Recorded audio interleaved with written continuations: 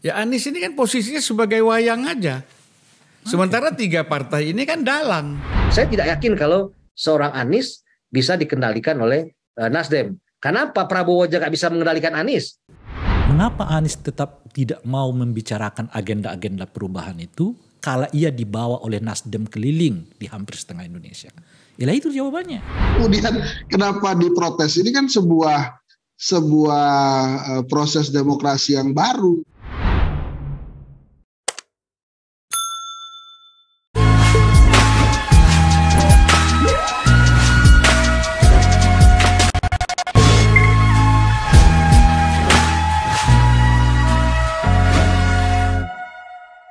Saya tidak tahu pikiran saya sebagai pengelola podcast ini dan tim di sini yang usil atau pikiran para pengendali di tiga partai pengusungnya Anies Baswedan.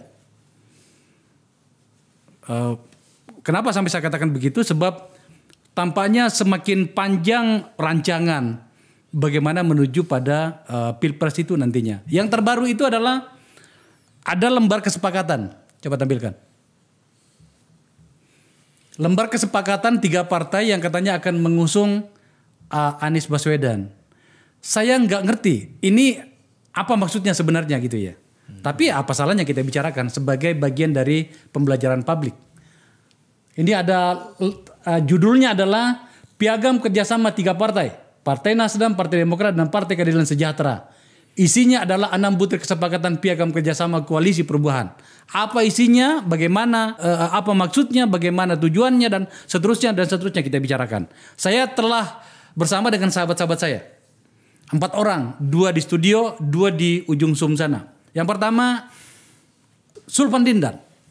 Mantan politisi Nasdem, terpaksa kita gunakan kata mantan karena sudah mundur beberapa hari yang lalu. Ya kan? Gitu.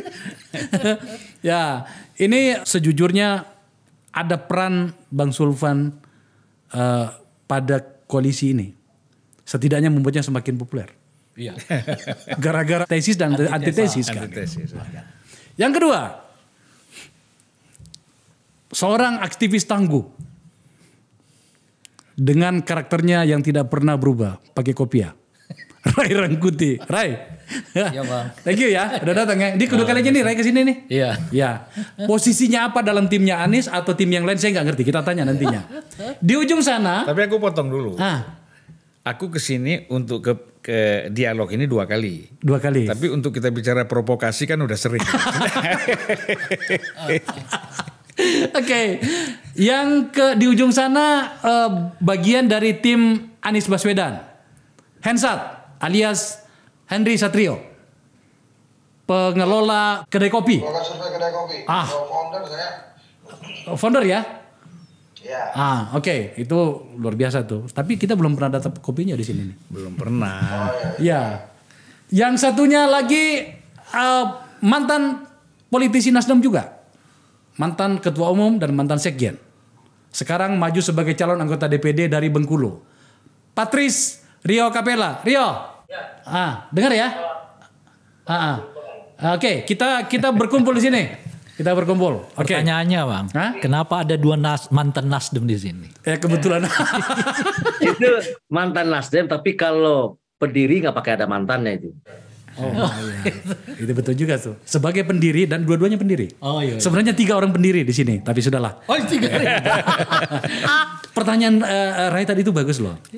Karena apapun namanya kan ini pendukungnya Anies kan. Nah kita mau membahas Anies. Tapi tampaknya mereka punya perspektif yang berbeda tentang itu. Oke, kita mulai dulu dari Hensat dulu. Hensat, apa maksudnya sebenarnya kesepakatan itu? Gimana Bang? Apa maksudnya kesepakatan itu? Panjang kali kelihatan prosesnya. Namanya proses demokrasi kan ujungnya adalah hal baik gitu. Yang paling penting dalam proses ini kan garis bawahnya adalah inilah proses demokrasi yang setia pada garis perubahan. Nah, kira-kira gitulah. Nah, apalagi Bang? Apa maksudnya? Garis demarkasi yang setia pada perubahan apa? Demarkasi apa? Enggak, garis setia pada garis perubahan seperti yang tercantum dalam piagam itu kan, mereka bersepakat membentuk sebuah koalisi yang namanya Koalisi Perubahan untuk Persatuan. Jadi intinya itulah. Ini proses demokrasi yang akhirnya meyakinkan masyarakat bahwa memang sudah clear ini Anies Baswedan akan diusung oleh Nasdem, Demokrat, dan PKS. Gini loh, bro, saya itu mau mendebat Anda tentang kata perubahan itu loh. Ini kata yang sudah terlalu sering dipakai hingga kemudian kehilangan makna. Pada konteks ini perubahan apa sih sebenarnya yang diusung? Kalau boleh tahu ya. Oh, ada beberapa. Ya, misalnya ya, perubahan pada proses demokrasi dan kesetaraan hukum misalnya. Kemudian bagaimana keguyuban dan menuju masyarakat yang lebih sejahtera. Dan Mas Anies sendiri kan menerjemahkan perubahan itu bukan artinya menghilangkan semua. Ada beberapa hal itu termasuk mempertimbangkan dan memperbaiki apa yang salah gitu kan. Jadi hal-hal itu sebetulnya Bang Akbar yang disemangati atau menjadi spirit dari Koalisi Perubahan untuk Persatuan ini. Coba tampilkan piagamnya itu loh. Kita bacain satu-satu. Ini berikut 6 butir kesepakatan piagam kerjasama Koalisi Perubahan. 1. Bahwa kami Partai Nasdem, Partai Demokrat, dan Partai Keadilan Sejahtera telah menyatukan tekad, tujuan, dan langkah perjuangan dengan membentuk Koalisi Perubahan untuk Persatuan. KPP, tadi saya sudah bertanya, apa itu perubahan seperti apa? Sudah dijawab tadi. KPP dibentuk sebagai tanggung jawab untuk memastikan kesinambungan pembangunan bangsa yang dimulai sejak kemerdekaan. Setiap 5 tahun sekali rakyat Indonesia berkesempatan untuk menentukan arah pembangunan berikutnya dalam rangka mewujudkan cita-cita pendirian Republik Indonesia, yaitu masyarakat adil dan makmur. KPP menyongsong kesempatan ini dengan mengambil langkah pembaruan berisikan perubahan dan kesinambungan.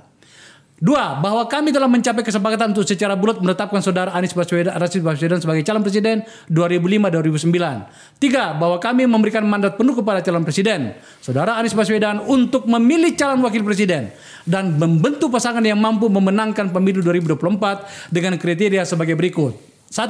Berkontribusi dalam pemenangan diwujudkan dengan tingkat elektabilitas yang tinggi dan tingkat kerentanan politik yang rendah. 2. Berkontribusi dalam memperkuat dan menjaga stabilitas koalisi. 3. Berkontribusi dalam pengelolaan pemerintahan yang efektif. 4. Memiliki visi yang sama dengan calon presiden. 5. Berkomitmen membangun kebersamaan sebagai dui tunggal. 4. Bahwa dalam waktu yang tidak terlalu lama KPP akan menyelenggarakan deklarasi dan mengumumkan pasangan calon presiden dan wakil presiden 2024-2029. 5. Bahwa kepada calon presiden diberikan keleluasaan untuk berkomunikasi guna membangun kerjasama dengan partai-partai yang kini memiliki kursi di parlemen untuk pada akhirnya dapat memperluas basis dukungan politik. 6. Bahwa untuk menyelenggarakan keputusan KPP dibentuk sekretariat yang merupakan kelanjutan dari tim persiapan Koalisi Perubahan untuk Persatuan. Tim kecil. Demikian kesempatan diambil Jakarta 14 Februari. Saya mau mengatakan ini, tak ada yang baru di sini. Jadi sebenarnya ini apa, Bang Zulfan? Itu baru, Bang Akbar. Coba. Apanya ada yang baru? Yang pernah bikin piagam seperti itu ada nggak? Wah, kalau piagamnya iya, tapi substansinya maksud saya. Tapi prosesnya juga baru, coba bayangkan. Kalau piagam udah sering kita, kalau kita ceramah di HMI dapat piagam. Prosesnya demokrasinya ini kan baru, coba. Ada partai politik yang memberikan kebebasan kepada capres untuk memilih cawapresnya, itu baru, itu banyak hal baru sebenarnya di sana. Enggak, gini ya, oke lah, itu tentu saja saya akan memberikan kesempatan padamu untuk menjawabnya. Tetapi dari sudut pandang publik, lupa, Bang. setidaknya dari kita, saya ingin mengatakan bahwa sebenarnya ini kan memang sudah koalisi ini lakukan. Bagaimana bertemu, ada tim kecil dan segala macam. Kemudian paling kalau mau dianggap baru banget itu adalah menyerahkan kepada calon presiden untuk memilih calon wakil presidennya. Meskipun dalam kenyataannya ternyata itu juga tidak terlalu efektif amat. Sebab ada orang-orang pimpinan partai yang mengambil inisiatif untuk mencarikan itu dengan bahasa yang berbeda. Itulah maksud saya, bro. Tapi kan ini baru pertama, Bang. Mana ada koalisi lain yang terjadi? Ini baru ini koalisi. Oh ya, kalau itu ya. Jangan lupa, Anies Baswedan juga baru. Gimana dia? Gimana Ray? Iya, jangan lupa. Kalau soal kan cerita Henry tadi itu kan ini baru. Iya. Ya termasuk Anies Baswedannya juga baru calon presiden. Oh gitu. Jadi gini, kalau menyerahkan soal calon wakil presiden kepada Anies Baswedan, itu pidato Surya Paloh pertama pun ketika mendeklarasikan Anies sebagai calon presiden, itu kan Surya Paloh sudah mengatakan bahwa nanti soal wakil presiden kita serahkan kepada Anies Baswedan sebagai capres. Itu kan udah dari awal 3 Oktober dulu itu. Nah itu makanya nggak baru juga. Tidak ada yang baru. Bahwa kemudian baru pasangan ini yang membuat semacam deklarasi meskipun itu belum resmi karena masih pada level tampaknya ini piagam saja. Itu tidak ada yang baru. Makanya tadi saya tanya sama Hensat, udah dijawab. Kita harus menghormati penjelasan dari Hensat. Rai, apa catatanmu menyangkut dengan ini? Kalau baru dalam pengertian substansi sih menurut saya nggak ada. Kan saya udah buat pernyataan di banyak media soal ini bahwa nggak ada yang baru, nggak ada lompatan di dalam piagam ini. Meskipun begitu, secara taktik politik ini bagus. Bagusnya apa? Saya kira 2 kesimpulan dari piagam ini. Pertama adalah mengikat Partai Demokrat untuk berada bersama-sama di dalam koalisi ini. Dengan begini kelihatan Partai Demokrat nggak ada pilihan lagi, memang kecuali harus bersamaan dengan koalisi ini. Gitu. Kenapa ada kata mengikat Demokrat? Apa ada peluang Demokrat ya, kan untuk poin pergi?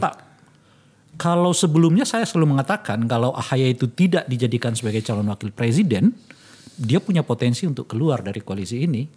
Itu daya tawar yang cukup kuat bagi Demokrat kan. Sebab kalau tanpa dia bubar ini semua gitu. Berarti sekarang setelah diikat dengan piagam kemungkinan besar dia tidak keluar. Maka poin keduanya adalah memberi kesempatan kepada Anies itu dengan sendirinya konsekuensi dari poin yang pertama. Memberi kesempatan seluas-luasnya kepada Anies Baswedan cari pasangan wakil presiden dengan 4 kriteria yang disebutkan itu tadi.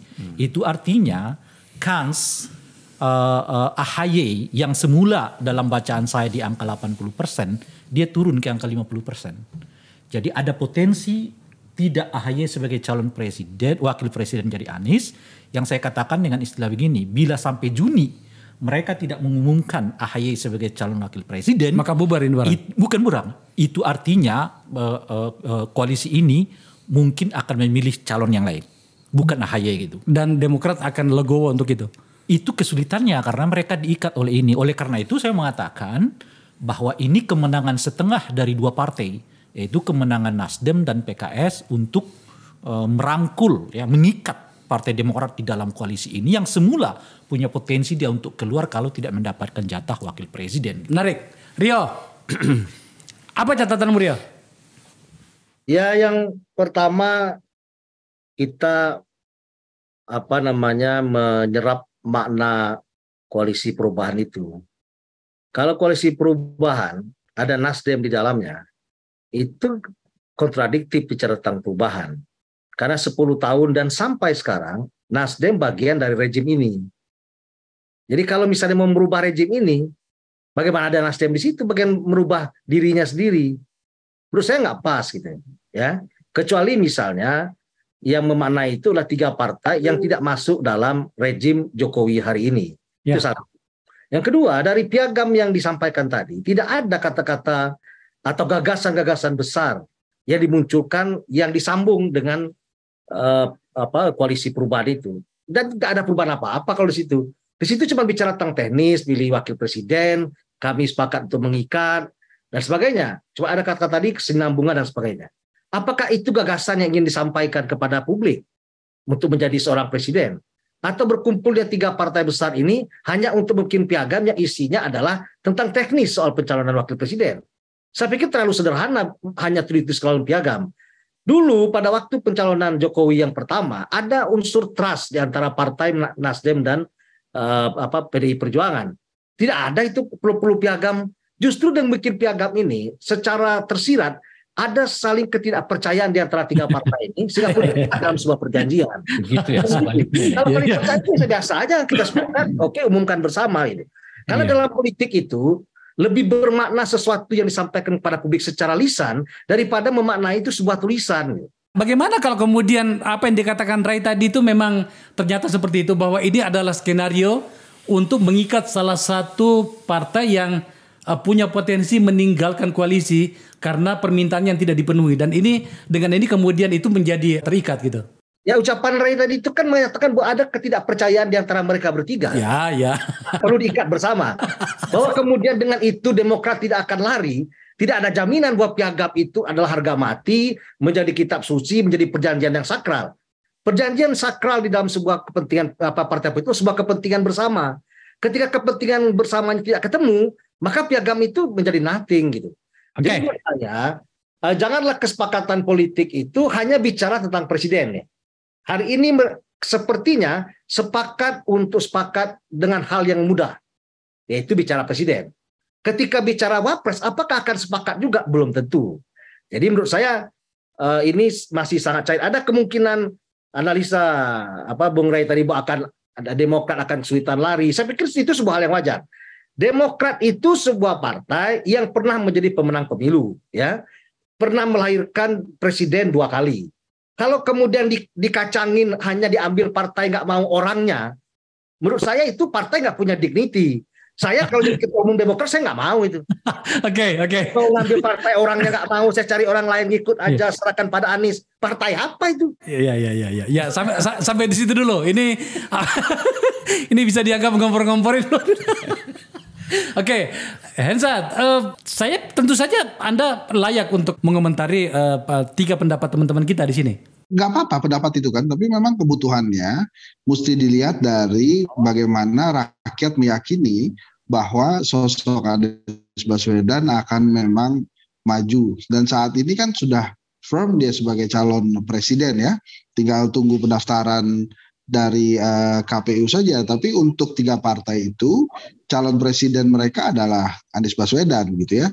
Dan inti dari piagam itu ya itu bahwa menjawab sudah terkonfirmasinya Anies Baswedan sebagai calon presiden dari Nasdem, Demokrat, dan PKS. Tujuannya memang itu. Jadi tidak ada visi misi atau program-program bila nanti dia sebagai calon presiden. Kan nanti setelah ini partai-partai koalisi mungkin akan berkumpul lagi ya, membahas langkah-langkah selanjutnya. Nah itu saya nggak bisa bicara tuh karena ranahnya partai koalisi udah tuh Bang Akbar. Ya itu kemudian kenapa sampai saya katakan sebenarnya ini apa ini? Kenapa berputar-putar di situ? Kan kita sudah tahu itu bahwa Anies Baswedan adalah calon presiden dari 3 partai ini. Oke, untuk calon wakil presidennya itu belum jelas. Ada yang mengatakan orang Demokrat, saya pernah undang ke sini mengatakan ya yang terbaik menurut survei adalah AHY kan. Tidak pernah mau mundur dari kalimat itu. Sementara saya juga mendapatkan informasi bahwa sebenarnya Anies Baswedan lebih menginginkan Mbak Hovifah Indar Parawansa sebagai wakil presiden. Nah sekarang ada yang namanya piagam ini, kemudian kita bertanya sebenarnya pasangan ini sudah sampai di mana? Seakan-akan ingin meyakinkan kita bahwa sudah jauh langkahnya, tapi kok tampaknya itu jalan di tempat gitu loh.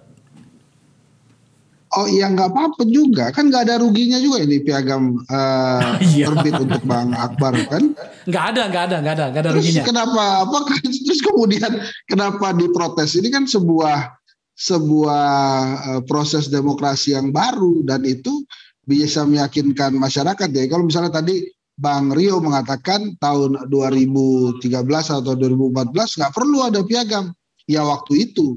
Nah sekarang dibutuhkan piagam itu untuk apa ya? Ini tujuannya dari koalisi perubahan saat ini mungkin berbeda dengan koalisi-koalisi yang terjadi sebelumnya. Tapi yang telah dilakukan oleh para anggota koalisi ini menurut saya sebuah tradisi baru yang baik gitu. Kecuali teman-teman saat ini mengatakan itu sebuah tradisi yang tidak baik itu. Enggak, sebenarnya saya ya, sebenarnya saya nggak protes. Menurut saya bagus-bagus aja gitu ya. Yang saya maksud itu adalah sebagai partai atau kandidat yang menawarkan masa depan. Setidaknya kan langkahnya lebih taktis dan seperti yang dikatakan tadi teman-teman itu sudah bicara tentang program. Setidaknya barangkali bersikap lebih jauh dibanding seorang Ganjar misalnya yang mengambil sikap mengatakan kami menolak Israel gitu ya misalnya kan gitu ya. Tapi kan Anies tidak pernah berbicara hal-hal yang orang ingin dengarkan. Sampai di situ dulu. Aku pengen ke Bang Suli dulu. Bang Sulvan, apa tanggapan? Waktunya ada, Bang. Waktunya ada tuh. Tapi isunya udah hilang. Lah sekarang ini orang tunggu loh bro. Enggak, waktunya ada nanti. Iya, kalau nanti semua juga udah bicara kan udah masuk tahapan kampanye. Jadi maunya tenang aja dulu. Yang penting tahapan-tahapan ini dilalui dan dilakukan oleh Koalisi Perubahan untuk. Ini kan persoalannya saat ya, karena Anda mengagungkan tagline perubahan itu gitu loh. Sementara Anies sudah berkeliling lebih dari setengah wilayah Indonesia, kita nggak mendengar ide perubahan itu ada di mana gitu loh. Itu persoalannya. Lalu dibuatkan piagam dan di piagam itu pun tak ada ide perubahan gitu. Oke. Jadi tagline ini seperti Itu kan memang perubahan. Nah, kan mestinya untuk figur Anies itu ada pertanggungjawaban. Ya kalau kita sebut akademik karena kan beliau kan diasumsikan sebagai calon presiden yang pintar gitu. Yeah. Tapi ketika ia berbicara tentang perubahan, kita nggak mendengar apa gagasannya gitu. Okay. Yang paling konkret aja, misalnya soal Israel nih, yang dengan PSSI. Apa sikapnya gitu loh. Oke. Kan kita gak dengar juga sebagai calon makanya presiden. tadi aku mau tanya sama Bang Sulvan. Entar dulu Hensat. Entar dulu. Kita bagi-bagi dulu. Bang Sulvan, apa tanggapannya menyangkut dengan perdebatan teman-teman tadi ini? Pertama saya mulai dari hal yang ringan dulu. Oke. Selalu ini kan Koalisi Perubahan mengatakan ini taktis strategis. Saya kira bukan, ini trik aja. Trik ya? Trik, nggak ada di sini taktik strategi. Karena kalau taktik strategi kan kita tahu langkah dia jangka pendek apa, jangka panjang apa, ya kan? Ya. Nah, ini trik aja. Nah, menyangkut piagam itu, jadi menyangkut piagam. Ini piagam itu ada kemungkinan kan tim kecil sudah terbentuk. Yeah. Kemudian tadi kan disebut kerjanya dianggap sudah selesai. Jadi piagam ini untuk tim kecil itu sebenarnya. Piagam untuk tim kecil. Iya, karena mereka sudah capek kan selain ini mutar sana mutar sini nggak ada kesimpulan, tapi kasihlah piagam ini gitu loh. Supaya kalian ada hasil kerjanya. Kan gitu. Ini piagam ini sama seperti kita. Ini bahasa ini satir juga ini. Ensat, tidak fair kalau aku tidak memberikan kesempatan kepada Ensat. Nggak apa-apa, udah silakan aja, lanjut aja Bang Sultan. Lanjut aja. Enggak. Yeah. Karena gini loh, kita diskusi bro. Karena kan menurut saya, ya saya harus memujimu di sini Hensat. Bahwa untuk sementara logika yang you pakai untuk membahasakan kepentingan pasangan ini itu relatif bisa diterima oleh publik gitu loh. Makanya kita ajak bicara bro. Nah sekarang saya tanya, dengan apa yang disampaikan tadi oleh Rai dengan Bang Sulpan gimana?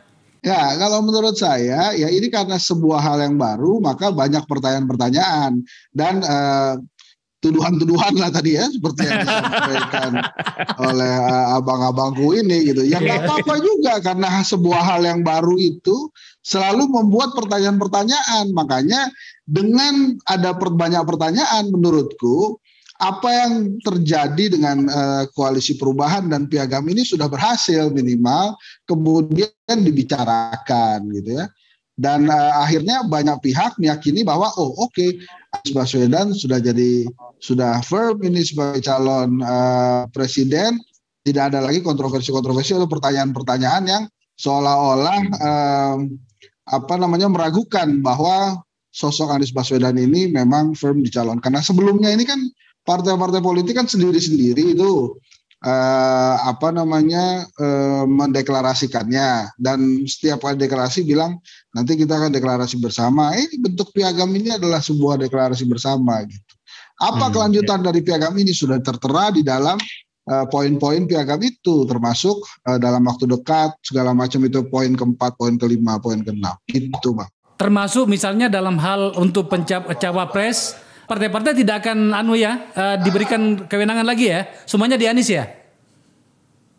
Oh, partai-partai itu kalau saya ini ya mengacu kepada masing-masing pidato masing-masing ketua umum itu kan akan mengajukan nama-nama, tapi kemudian memberikan kebebasan pada Mas Anies untuk menentukan. Kalau bahasanya Pak SP itu, Pak Surya Paloh gitu ya, kalau burung mau terbang jangan sampai diikat di batu gitu. Buat apa diikat di batu, kan susah terbangnya. Maka itu dijadikan acuan. Jadi silakan saja memilih siapa wapresnya. Makanya di poin ketiga itu di poin 5 ya kriteria itu dijelaskan bahwa ada chemistry kalau nggak salah untuk menjadi duit tunggal dari Anies Baswedan itu kira-kira. Jadi memang dibebaskan capres memilih cawapresnya aja tradisi baru itu menurut. Oke. Rio. Mungkin aku dulu ya. Iya, oke, boleh. Tar dulu. Cakep Ya, ya? cakep. Ntar belum. Jadi kalau saya lihat boleh saja menggunakan istilah perubahan. Oke. Tetapi kan sebenarnya terlalu jauh. Perbedaannya aja kita belum lihat. Kan kita sebelum bicara perubahan kita tahu dulu bedanya apa sih. Ray bilang tadi sudah keliling setengah Indonesia, belum pernah tidak tergambarkan itu. Ya. Nah kemudian saya melihat ya. Ntar dulu Lensat. Nah, jadi kalau kita lihat, saya baru banyak sekali membaca ya atau menonton di YouTube yang ada, itu kan masih tetap misalnya Nasdem itu mengajukan 3 nama.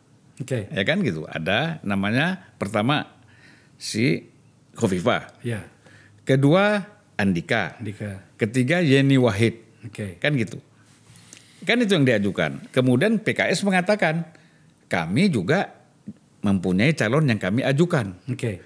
Demokrat juga ada calon yang namanya AHY. Jadi kan saya kira ini Anies ini sebenarnya apa yang dituliskan di situ dengan harapan bahwa dialah yang nanti menentukan siapa calon wakil presiden, saya nggak yakin. Bahkan saya tidak yakin Anies ini betul-betul menjadi calon presiden.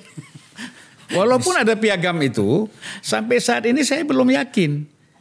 Nah, piagam itu pun tadi mengikat yang namanya Demokrat. Dalam konteks AHY. Mungkin PKS dengan Demokrat ini mengikat yang namanya Nasdem. Karena kan yang nampak warawiri agak lari-lari ini kan Nasdem. Karena Nasdem masih ada dalam koalisi pemerintahan, tidak keluar, masih ada dalam kabinet. Ya kan? Terus kamu mau gabung dengan kita yang oposisi, ini kita harus bikin piagam. Nah, Nasdem sendiri kan melihat ini ya mau bikin aja lah. Tapi kan ini kembali lagi tadi kan ini bukan sakral. Ini bukan yang kata Rio tadi, ini bukan kitab suci. Buat Nasdem itu kita kan tahu tipe Surya Paloh kan, gampang aja nih ninggalin apa piagam kau bikin itu, bukan hadis bukan Quran. Ya kan? Jadi gampang aja. Ya, Rio. Apa tanggapannya Rio? Kalau Bang Zulfan balik lagi ke sana. Gimana Rio? Ya, saya pikir teman-teman semua menyampaikan pandangan-pandangannya. Saya pikir itu sebuah hal yang wajar lah. Ada tanda tanya yang membutuhkan jawaban yang kita nggak bisa berharap juga Hensat akan menjawab sedetil mungkin ya, karena mungkin ada wilayah-wilayah yang Hensat juga tidak tahu soal itu ya. Tapi kan kita lebih tahu bagaimana perilaku politik yang disampaikan oleh Bang Zulfan tadi ya. Jadi perilaku politik di antara partai-partai itu tentu bicara tentang kepentingan. Kalau misalnya tadi ada Khofifah, memang selama ini biasanya kalau menang di Jawa Tengah itu kalah di Jawa Barat. Maka Jawa Timur itu menjadi rebutan. Ya. Siapa yang menang di Jawa Timur akan memenangkan pertarungan ini. Nah, kalau kita lihat sekarang ini, Khofifah memang gubernur Jawa Timur. Kalau misalnya dianggap Prabowo akan maju dengan Caimin, maka diharapkan Khofifah bisa mengimbangi suara Caimin di Jawa Timur. Tapi AHY sendiri orang Pacitan, orang Jawa Timur. Jadi itu yang kadang-kadang saya nggak ngerti juga kenapa AHY dikecilkan dibanding ketokohan yang lain. Fakta hari ini dia ketua umum, ya, dia anak muda, dia militer, tentu punya hak dan harapan untuk menjadi seorang next leader, ya. Tapi kelihatannya dua partai yang lain selain Demokrat itu selalu mengecilkan peran tentang AHY. Apa mungkin karena bapaknya dianggap masih bermain? Tapi menurut saya tidak fair juga kalau misalnya AHY tidak dihitung. Kalau hari ini AHY diterima menjadi seorang wakil presiden, maka selesai itu nggak perlu piagam. Justru kan AHY tidak diterima, maka perlu ada piagam itu. Dari tadi saya mengatakan bahwa piagam itu untuk sama-sama meyakinkan bahwa kita tidak saling menipu. Walaupun kita sama-sama bahwa kita ini sebenarnya saling menipu juga gitu. Jadi dengan ada piagam itu diharapkan kita semua menjadi nyaman, menjadi tenang gitu. Ini kan meliput. Aku moles Rio aja sedikit. Selama di kepala para senior ini tidak bisa menghilangkan bahwa AHY itu dianggap anak kecil, anak muda yang belum ngerti apa-apa dalam dunia politik yang lebih luas, maka nggak mungkin koalisi ini akan terjadi. Nggak mungkin. Nggak mungkin.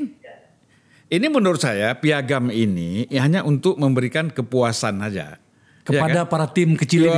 Tim kecil, trik ke dalam. Dipakai nggak, dibagi nggak dengan jabat tangan sekalian gitu ya? Iya, ini kan trik ke dalam. Kemudian trik keluar. Kalau trik keluar itu ya kan menunjukkan kepada koalisi-koalisi lain kami sudah ada nih. Dan dia mengharapkan supaya koalisi lain juga mengeluarkan siapa capresnya. Kalau Prabowo kan sudah, tapi kan wapresnya juga belum.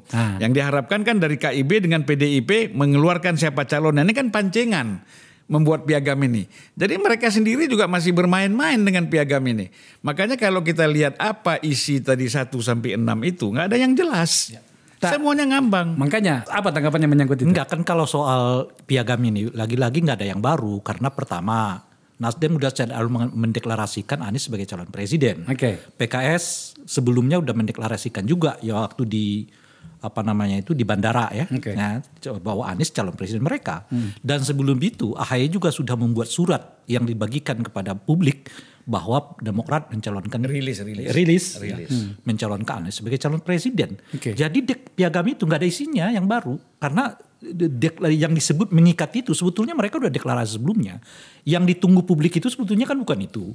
Yang ditunggu publik itu adalah mereka dalam satu forum sama-sama mendeklarasikan Anies Baswedan sebagai calon presiden. Atau kalaupun tidak dideklarasikan dalam satu forum, kita sudah punya bayangan tentang siapa calon wakil presiden Anies Baswedan gitu. Kenapa tuntutan ini muncul kepada koalisi perubahan untuk persatuan ini? Karena mereka koalisi yang paling pertama mendeklarasikan calon presiden dengan begitu mewahnya, begitu hebatnya, bahkan mengajak calon presiden ini berkeliling ke seluruh Indonesia, tapi urusan internalnya nggak selesai juga gitu. Kan ini jadi disitulah muncul istilahnya itu keraguan publik. Di situ muncul kemudian harapan publik yang jangan-jangan nanti setelah wakil presidennya diumumkan sudah pada posisi yang anti klimaks gitu loh. Itu yang saya maksud. Jadi sebenarnya menurut saya ini bagus sebenarnya pasangan ini harus kita berikan apresiasi loh. Iya. Kalau soal itu saya akui. Dia menawarkan kepada kita bahwa begini loh caranya seharusnya. Betul. Soal kita terima atau tidak itu kan urusan kita gitu ya. Tetapi maunya kita maju selangkah, ambil penyikapan. Sikapi beberapa peristiwa di masyarakat yang banyak terjadi. Terakhir misalnya soal Israel. Sebelumnya ada kasus Sambo. Sebelumnya ada kasus di Kementerian Keuangan di mana 340 macam-macam gitu loh. Itu yang sebetulnya kita inginkan. Kalau Anda tidak berbicara tentang ide apa yang Anda mau kerjakan 2024, untuk apa buru-buru kita deklarasikan? Itu dia. Padahal ini calon presiden yang diasumsikan sebagai intelektual. Tapi loh kok nggak bunyi udah hampir setengah tahun nih. Aku mau alas sedikit aja. Kalau pakai bahasa PKS, di antara 3 partai ini ada saling suuzon. Itu bahasa PKS-nya begitu. Ada pernyataan itu. Iya saling suuzon. Akhirnya marilah kita buat piagam supaya seolah-olah kita tidak saling suuzon. Kan gitu. Jangan pegang kepala. Ntar dulu Rio, ntar dulu. Kita kasih ke Ensat dulu. Kita harus fair loh sama teman kita. Ensat gimana? Nggak apa-apa, ya itu pendapat para senior kan boleh aja, gitu ya. Yang namanya sebuah langkah baru kan, inovasi baru. Terus kalau kemudian Anies ditunggu komentarnya untuk beberapa isu yang 3-4. Hensat, saya mau tanya satu deh Hensat. Kenapa sih ide pembaruan itu tidak langsung pada misalnya Anies bereaksi pada isu-isu publik gitu loh. Sejauh ini yang saya dengar Anies bereaksi pada isu cuma 2 hal. Pertama, beliau mengatakan akan tetap melanjutkan IKN karena sudah dimaktubkan di dalam undang-undang. Berarti itu tidak ada yang baru dong, ya kan? Yang kedua adalah istilahnya tuh pandangan dia terhadap situasi politik identitas. Yang kita ketahui kemudian dia mengatakan sesuatu yang tak bisa terhindarkan. Cuman itu kok. Dan pandangan itu juga tidak baru sebetulnya. Jadi prinsip demokrasi baru itu. Gimana penjelasannya gimana Hensat? Gimana? Penjelasannya gimana? Beberapa isu itu juga beberapa ide-ide dilontarkan juga oleh Mas Anies. Mungkin yang tertangkap oleh Bang Rey ini tidak banyak. Misalnya tentang prinsip demokrasi, bagaimana seharusnya demokrasi ini dijaga dan semangat reformasi itu tetap dijaga. Kan banyak juga itu ide-ide itu. Tapi kalau kemudian dianggap kurang banyak idenya, ya sabar dulu Bang Rey. Enggak, kalau saya begini saat ya. Kalau orang berbicara tentang, tunggu dulu Bung Saat ya. Kalau orang berbicara tentang kita akan berantas korupsi, gitu ya. Kita akan tekan pengangguran. Itu udah terlalu umum. Mengentaskan kemiskinan. Itu udah terlalu, kita harus jaga kebebasan berpendapat. Dan sebagainya. Itu udah terlalu umum. Yang saya mau katakan ini, oke deh, Anda pasti bicara itu. Siapapun calon presidennya pasti bicara itu. Kita turunkan aja ide-ide ini pada tataran yang dipraktis. Satu, Anda setuju nggak IKN? Okay. Anda setuju nggak revisi Undang-Undang Omnibus Law? Okay. Anda setuju nggak dengan revisi Undang-Undang KPK? Misalnya, bagaimana tanggapan Anda terhadap proses Mahkamah Konstitusi? Itu menurut saya lebih praktis untuk uji yang besar-besar ini gitu loh. Sebab siapapun nanti calon presidennya, kita percaya akan bicara tentang ini semua, yang makro-makro ini. Apa namanya, menjaga inilah, menjaga itu, Pancasila lah, apa dan seterusnya itu. Nggak akan ada yang berbeda. Ada tambahan sedikit, misalnya bisa juga bicara pasal 33. Ya, pasal misalnya kan bahwa sekarang narasumber ekonomi kita, sumber daya ekonomi kita dikuasai oleh segelintir orang, misalnya ini sesuai pasal 33, ya kan? Kemudian ini menarik Bang. Kemudian Pancasila sekarang hanya dijadikan sebagai lip service, tapi tidak dijalankan dalam kehidupan yang real di tengah-tengah masyarakat. Seperti itu yang diinginkan ya. Saya mau tambah. Tetapi nanti dulu, tetapi kenapa itu? Katakanlah Anies tahu persoalan ini, tetapi Anies tidak menyampaikan ini karena memang Nasdem masih main dua kaki. Itu persoalannya. Itu selama Nasdem ini masih mengatakan kami akan bersama Pak Jokowi sampai 2024. Tapi calon presidennya berbeda dengan Jokowi. Ya Anies kan ketahan. Jadi Anies dikasih lingkaran, kau boleh ngomong yang lain tapi jangan nyinggung-nyinggung ini. Itulah yang tunggu. Saya mau tambahin. Tunggu dulu. Ini tadi kamu potong dulu. Menambah ini sedikit. Salah satu citra yang mau dinaikkan dari Anies ini kan anti oligarki ya kan, itu selalu dikembangkan tuh. Jadi selain citranya adalah tokoh pembaharuan dan dia juga anti oligarki gitu. Dia memang bukan bagian dari oligarki ya. Bagi saya itu sederhana ngujinya, Bang. Dia mau transparan nggak dana kampanyenya, dana sosialisasi ini. Lu kan pakai jet kemana-mana. Jadi kalau yang bersangkutan nggak mau transparan dana sosialisasi kalau sekarang ya. Tapi kan dia belum terikat dengan aturan Bawaslu KPU menyangkut itu karena dia belum masuk ke tahapan. Kalau ia memberlakukan situasi yang seperti ini normatif, jangan bilang dong Anda di barisan anti oligarki itu. Itu. Saat jawabannya apa, Bro? Ya. Ya, masukan diterima. Mati kita. Senior saya ini nggak mau sabar. Beberapa ide sudah disampaikan oleh Mas Anies pada saat kunjungan itu. Dia sampaikan kok tentang pembangunan yang berkeadilan sosial, tentang bagaimana kesetaraan itu, tentang bagaimana keinginan dia untuk membuat masyarakat guyup dan lebih sejahtera, itu disampaikan. Kita tentu saja menunggu itu ya. Meskipun sebenarnya itu pengennya kita bayangin aja. Ini saran aja Bro Adinda. Kalau misalnya tiba-tiba katakanlah Mas Anies ada di daerah Jawa Barat misalnya. Dia berbicara tentang kemiskinan di sana. Kemudian ada di Kalimantan Tengah atau Kalimantan Timur berbicara tentang penguasaan sumber daya alam yang berlebihan di satu tangan atau dua tangan. Itu kan dahsyat itu. Itu bisa menaikkan elektabilitas dia kan gitu ya. Bukan hanya elektabilitas ya. Itulah yang dibutuhkan dari figur Anies dan karena itu dia diumumkan pertama kali sebagai calon presiden agar ia mengajak publik berbicara tentang agenda gitu loh. Ada satu lagi. Tunggu dulu. Rio dulu. Ini nyambung.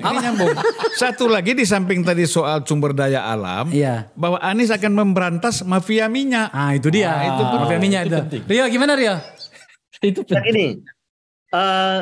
Kita nggak tahu nih, ini hands up nggak boleh nyerah dulu. Ini mungkin kawan-kawan ini dari bahasanya bisa saja mendukung Anies ini, karena berharap Anies itu menjadi sosok presiden yang sempurna.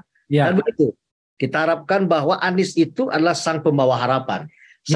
Saya membayangkan pada waktu Anies diajak oleh Nasdem keliling Indonesia itu Nasdem ngomong bahwa kami membawa sosok harapan untuk negeri ini, yaitu saudara Anies Baswedan. Ya, kemudian Aniesnya tampil, kemudian Anies menjawab harapan itu. Harapan kita adalah Indonesia akan jadi lebih baik, Indonesia akan ABCD. Kalau saya jadi presiden, saya akan melakukan ABCD. Sehingga pesan yang ingin kita terima yang disampaikan Bung Rey tadi itu ketangkap. Disitulah sebuah ide-ide gagasan-gagasan besar yang dikeluarkan Anies dalam berputar di seluruh Indonesia itu. Sehingga tidak seperti sekarang kayak politisi salon aja dibawa-bawa kayak pramugarawan terputar gitu ya, supaya itu menarik. Menurut saya yang ditunggu oleh kelas-kelas menengah. Kelas menengah ini kan agen of change ya. Kelas menengah ini dulu yang ingin perubahan, baru kemudian diikuti yang lain. Nah, kelas menengah ini menunggu sebenarnya apa yang disampaikan. Kalau bicara tentang koalisi perubahan ke dalam piagam itu enggak ada kata-kata perubahan-perubahan besar.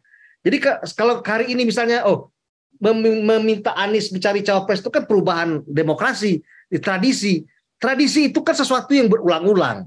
Ini kan baru sekali ini dilakukan, tradisi apaan itu? Akan datang tentu lagi akan dilakukan lagi itu. Jadi menurut saya kita nggak usah ngomong berputar-putar, kemudian berusaha kelihatan baik, kelihatannya sempurna, padahal bukan itu intinya. Oke. Jadi, bentar Bang Akbar, Rio. Jadi yang Nasdem itu sebenarnya angle yang mau diambil Nasdem itu sederhana. Setiap keliling wilayah itu, siapa presidennya? Anies. Apa partainya? Nasdem. Cukup itu aja kepentingan Nasdem sebenarnya. Gagasan dan lain-lain nggak terlalu penting. Nah sekarang ketika diputuskan ada semacam piagam ini, bahwa nanti Anies akan keliling. Tidak lagi hanya sekedar Nasdem, dan nanti bersama PKS dan Demokrat, maka Nasdem bingung. Apalagi yang mau jadi isu utama ini. Ya kan, jangan-jangan Nasdem mundur juga, biar aja lah PKS dulu sama ini, kami udah capek gitu. Kak Bang, saya mau tanya itu begini Bang, Anda kan politisi dan kemudian pernah elit di Partai Nasdem. Saya ingin sedang mempelajari psikologisnya Mas Anies nih, sahabat kita ini. Menurut Abang itu, apakah Anies yang mengendalikan para politisi dari 3 partai ini, atau dia tak mampu mengelak dari berbagai skenario dari 3 politisi 3 partai ini yang tampaknya juga tidak membawa Anies kemana-mana? Ya Anies ini kan posisinya sebagai wayang aja. Sementara 3 partai ini kan dalang. Iya kan? Tidak bisa Anies yang mengatakan saya mau ke sana mau ke sini. Enggak, partai ini yang mengatur mau kemana. Dan apa yang mau dibicarakan itu kan tidak pernah disusun dulu masuk wilayah ini apa yang dibicarakan, ya kan, yang strategik itu apa, yang kemudian aspek politiknya apa, aspek sosialnya apa. Nah itu susah Bang terjadi karena kita bisa lihat secara nyata ya. Ini kan Mas Anies dibawa keliling itu difasilitasi oleh Nasdem. Iya. Tidak pernah saya lihat ada orang PKS di situ atau barangkali ada orang Demokrat. Maka susah untuk membayangkan bahwa Mas Anies datang ke sebuah daerah itu membawa agenda koalisi ini, di mana di situ ada kepentingan Demokrat dan PKS juga. Lah terus apa yang mau disimpulkan dari situasi seperti ini sebenarnya? Lah itu akhirnya kan lahirnya piagam ini untuk mengikat itu supaya Nasdem tidak jalan sendiri di dalam keliling-keliling wilayah Indonesia. Jadi harus melibatkan PKS, harus melibatkan Demokrat. Ini akan sulit nanti di lapangan. Pasti akan mengalami kesulitan karena campur baur antara pendukung PKS, pendukung Demokrat. Udah pasti kan 3 ketua umum ini akan muncul nanti. Nah, kalau Surya Paloh tuh nggak muncul barangkali karena dia biasa senior kan. Nah, tapi gini Bang. Itu setiap kali Mas Anies keliling daerah itu di sana ketemu kok dengan partai-partai pengusung dengan partai-partai pengurus yang ada di sana. Jadi misalnya pada saat ke Kalimantan Timur ya ketemu dengan PKS, Demokrat dan Nasdem di sana gitu ya. Jadi setiap kali perjalanan itu juga ada komunikasi gitu. Jadi kalau kemudian tidak ada komunikasi itu tidak benar. Jadi memang ada komunikasinya, hanya memang kan sistem di negara kita ini mau tidak mau, suka atau tidak suka, yang punya tiket adalah partai politik, gitu kan. Jadi ya kontrolnya untuk tiket ya ada di partai politik gitu Bang Zulfan. Nah Tadi kan pertanyaan abang tuh menarik tuh. Oke. Ya. Apakah sebenarnya Anies ini berada di bawah kontrol partai-partai itu atau ia sebetulnya sebebas yang kita bayangkan? Jawaban ini adalah pertanyaan abang yang kedua menurut saya. Apa itu? Mengapa Anies tetap tidak mau membicarakan agenda-agenda perubahan itu kala ia dibawa oleh Nasdem keliling di hampir setengah Indonesia? Yalah itu jawabannya. Artinya bisa jadi kemungkinan Nasdem belum memberi sinyal kepada Anies untuk berbicara tentang isu-isu yang kita sebut sebagai antitesa yang dibahasakan dengan bahasa sekarang perubahan itu. Artinya berarti Hensat bener dong, sabar dikit gitu maksudnya. Pernyataan Hensat itu menguatkan kepada kita bahwa partai-partai ini tidak di bawah gitu loh kira-kira, atau tidak di dalam koordinasi Anies. Sebaliknya Anies lah yang dikoordinasikan oleh partai-partai itu. Sehingga kapan Anies ngomong A, B, C gitu kira-kira itu partai yang ngeset semua. Dan oleh karena sekarang yang membawa Anies keliling seluruh setengah Indonesia itu adalah Nasdem, tentu Nasdem mewanti-wanti jangan berbicara tentang sesuatu yang sifatnya menyerang Pak Jokowi. Kan kira-kira begitu tuh. Ya, ini tunggu dulu. Ya enggak, ini Rio kayaknya punya pendapat yang berbeda dengan Ray soal ini nih. Rio. Tadi Ray mengatakan Anies dalam kendali partai. Kalau nggak salah, you pernah bilang sama gue ya bahwa enggak, ini Anies ini yang mengendalikan semuanya gitu loh. Seperti apa penjelasannya? Begini, hari ini tidak ada pilihan ya bagi teman-teman Nasdem misalnya Demokrat untuk mendukung Anies sebagai calon presiden karena nggak ada calon lain lagi gitu. Stok calon presiden itu nggak terbatas. Nah, Anies tahu bahwa mereka dibutuhkan sebagai jangkar ya untuk berkuasa pada 2024 yang akan datang. Jadi kalau agak sulit misalnya Nasdem hari ini menunggu PDI Perjuangan ya dengan hubungan yang mungkin agak kurang baik, kemudian mencalonkan Prabowo, sepanjang ada Anies, maka Anies lah yang akan diambil gitu, dipoles. Ingat dulu waktu Kongres yang saya agak kritik kenapa tidak mengundang Jokowi tapi mengundang Anies, ada kesan bahwa Jokowi adalah masa lalu, Anies adalah masa depan gitu. Nah hari ini sudah terjawab. Jadi menurut saya memang Anies tahu betul bahwa dia dibutuhkan oleh partai-partai ini untuk melawan tokoh-tokoh yang lain yang sebagai calon presiden dari kelompok yang yang rejimnya Jokowi. Nah, satu-satunya calon presiden yang dianggap tidak atau bukan bagian dari rejim Jokowi adalah Anies.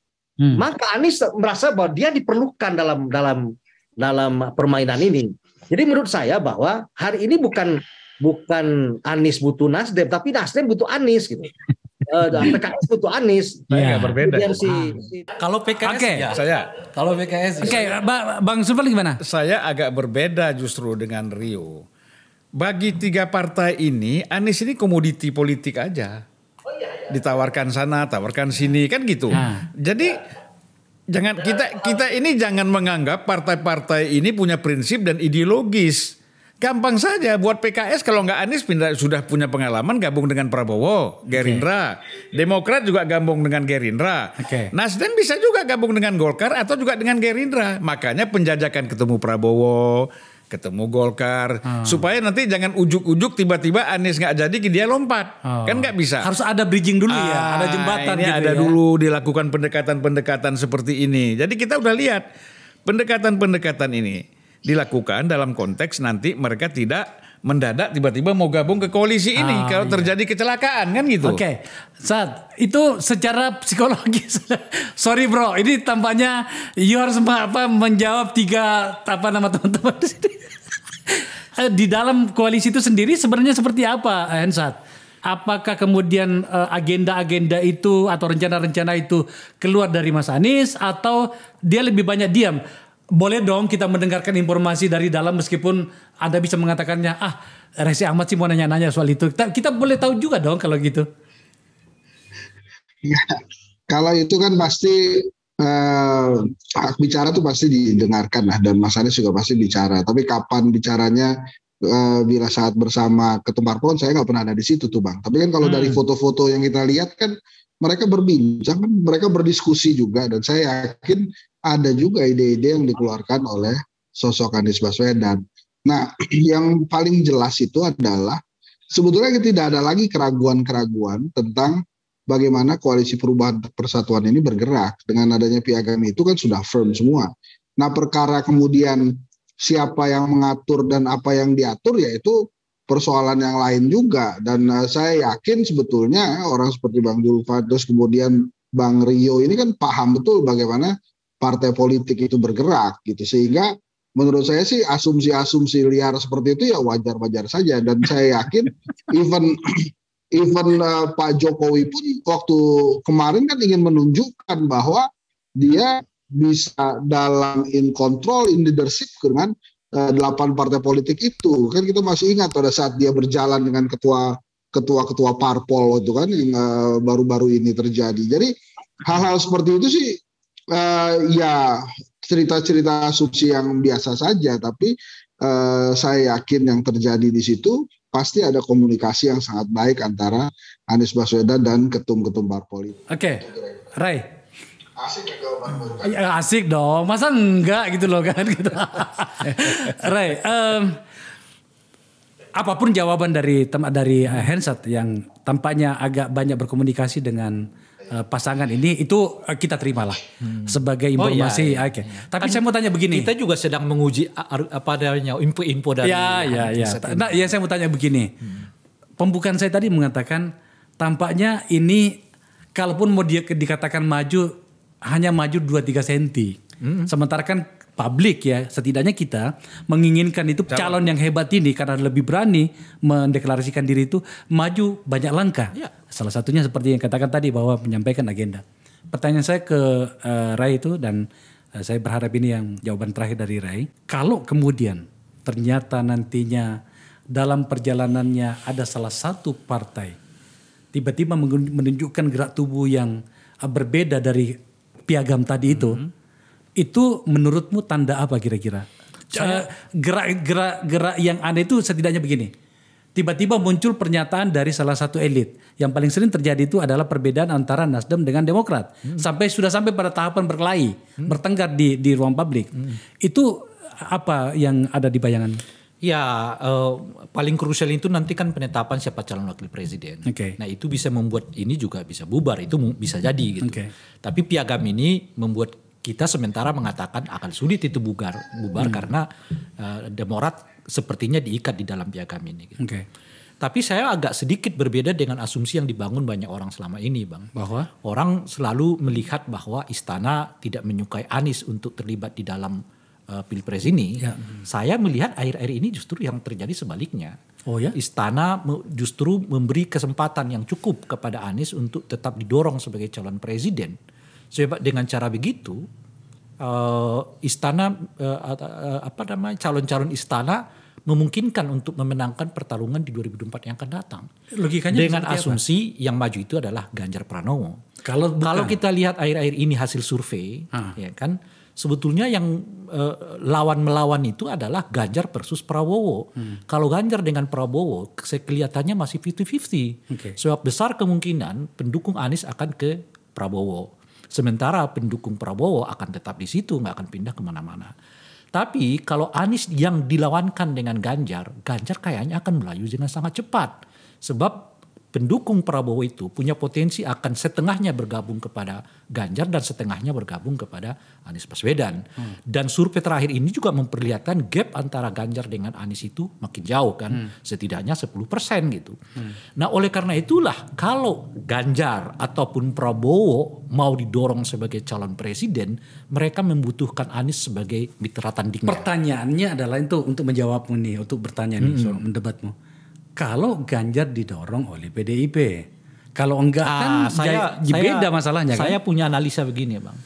Kalau sampai akhir Maret ini tidak ada pengumuman dari PDI terkait dengan Mbak Puan, besar kemungkinan mereka mendorong Ganjar sebagai calon presiden. Itu hanya menunggu waktu. Oke, Bang Zulfan. Kalau saya justru melihat kepentingan untuk memunculkan Anies ini sebagai calon presiden, ya supaya apa? Supaya PDIP itu nggak ada jalan lain, harus mengeluarkan Ganjar, gitu. Karena tadi kalau Anies nggak maju, berarti kan hanya persaingan itu all the president men, ya kan? yaitu nanti yang maju Erlangga, lalu Prabowo, kemudian Ganjar. Tapi kalau ada Ganjar, makanya ada kemungkinan antara Ganjar dan Prabowo itu bersatu. Nah, siapa yang menjadi presiden wakil presiden itu nanti akan digodok lah pasti itu, ya kan?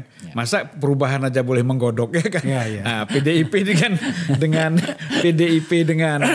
dengan Gerindra ini akan juga akan terus menggodok, walaupun di permukaan ada mengatakan sikap keras Pak Hasim ya, mengatakan oh tidak boleh senioritas dan lain-lain. Nah kemudian PDIP memang belum mengeluarkan.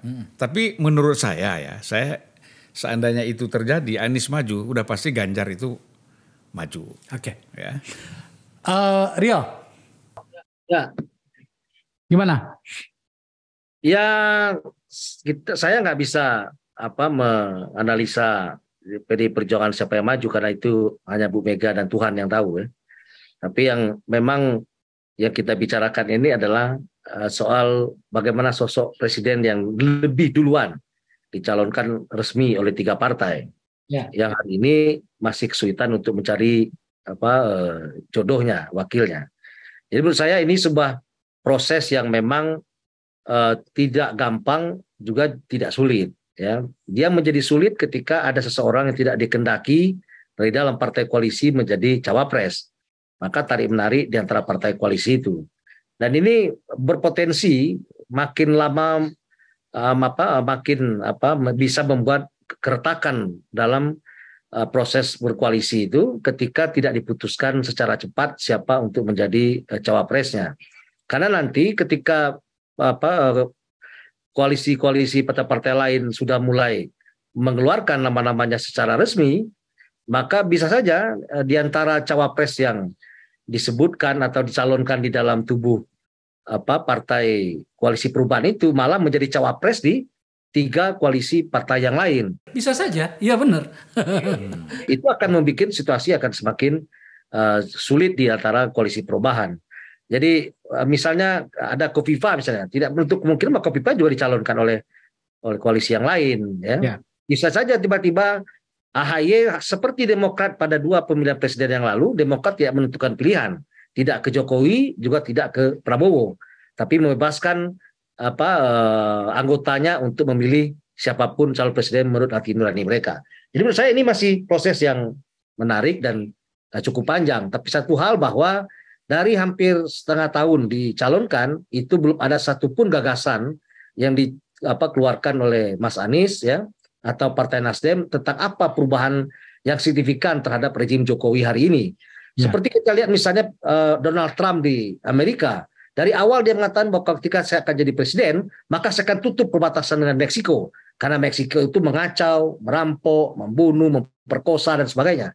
Itu menjadi faktor yang si Donald Trump menjadi caci maki karena rasialis. Tapi dia punya konsep, dia punya gagasan, hal apa yang akan dia lakukan. Terlepas itu menjadi kontroversial. Tapi hari ini Anies itu kita melihat apakah memang karakternya itulah karakter yang bukan karakter perubahan yang berani membuat antitesa dari Jokowi, atau memang dia dikendalikan oleh Nasdem. Saya tidak yakin kalau seorang Anies bisa dikendalikan oleh Nasdem. Kenapa Prabowo aja nggak bisa mengendalikan Anies? Dia calonkan jadi gubernur, tiba-tiba jadi calon presiden. Kan nggak bisa dikendalikan, apalagi Nasdem gitu. Oke, terakhir, Hensat. Ketiga pembicara di sini itu sebenarnya meminta sesuatu yang Anies bisa lakukan. Anies bisa terjemahkan berupa tawaran harapan, tindakan, gebrakan, dan seterusnya kelak kalau dia menjadi presiden. Karena dia memiliki kapasitas itu. Dia seorang intelektual, dia seorang alumni luar negeri, dia tahu tentang kekuasaan, dia pernah jadi gubernur, dan seterusnya. Sudah ada pengusungnya, tinggal dideklarasikan saja. Jadi tidak ada sebenarnya hambatan psikologis yang bisa membuatnya untuk tidak melakukan apa yang diinginkan oleh teman-teman. Dalam hal ini adalah tawaran harapan-harapan itu tadi. Apa tanggapannya Hensat? Beberapa ide sudah disampaikan Bang Akbar, Bang Rey, Bang Zulfan, kemudian Bang Rio. Kalau kemudian nanti kurang banyak, saya akan sampaikan itu. supaya nanti terdengar oleh abang-abang semua. Tapi intinya saya berterima kasih sekali sudah dibahas ini Anies Baswedan di sini, sehingga makin penasaran juga rakyat Indonesia dan penonton Akbar Unsensor ini terhadap figurnya Anies Baswedan. Saya tentu saja itu tujuannya. Jadi keliru kalau kemudian ada yang mengatakan bahwa kita tidak fair kepada Anies. Tidak ada calon presiden atau setidaknya yang berpikir untuk jadi presiden saya berikan tempat dan dibahas di sini paling banyak, Hensat. Itu adalah bentuk dari penghormatan kami di sini tentang seseorang yang kita anggap bisa menawarkan masa depan. Jadi jangan dilihat dari sisi yang lainnya. Tampaknya Hensat bisa menangkap apa yang kita maksud di sini, meskipun barangkali dengan cara yang agak menyenangkan tadi. Oke, kita terima saja. Aku sedikit. Saya punya harapan ya. Harapan saya Anies itu bisa maju sebagai calon presiden. Ya supaya pemilu ini menarik. Ya kan, supaya ada variasinya pemilu, ada jelas perbedaannya. Itu harapan kita, Anies bisa maju sebagai calon presiden. Yang kedua, Anies itu harus menunjukkan leadershipnya, bukan tadi seperti lulusan Amerika, intelektual, cendekiawan. Itu umum sekali. Tapi yang dibutuhkan dari seorang presiden adalah leadership. Artinya leadership ini melahirkan gagasan-gagasan besar, pikiran-pikiran besar untuk Indonesia sekarang dan akan datang. Selama itu tidak ada, maka Anies apa bedanya dengan staf pengajar yang lain yang ada di kampus-kampus?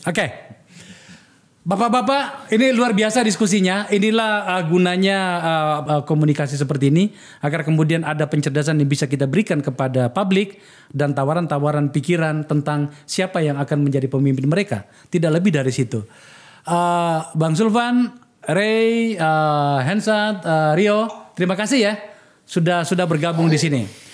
Pemirsa, ya, itu diskusi kami. Ini orang-orang yang saling berteman, sering ketemu di ruang-ruang diskusi dan segala macam, tapi dengan pikiran sendiri-sendiri. Seperti itulah seharusnya ruang publik kita, menawarkan semakin banyak pikiran. Dan menyangkut dengan Anies yang kita sudah bahas tadi, mereka menunggu agar kemudian Mas Anies melontarkan pikirannya tentang Indonesia ke depan untuk kita semuanya, tidak untuk orang lain. Orang lain itu siapa? Ya untuk orang lain yang mungkin tidak terlalu menyenangkan, tidak terlalu bagus rencananya tentang Republik ini. Kita semuanya adalah orang-orang yang berencana dan berniat baik dengan pikiran-pikiran baik menyangkut Republik ini. Terkhusus Mas Anies, kita memberikan apresiasi itu, tapi kita tunggu penyikapannya yang jelas. Terima kasih telah menyaksikan acara ini.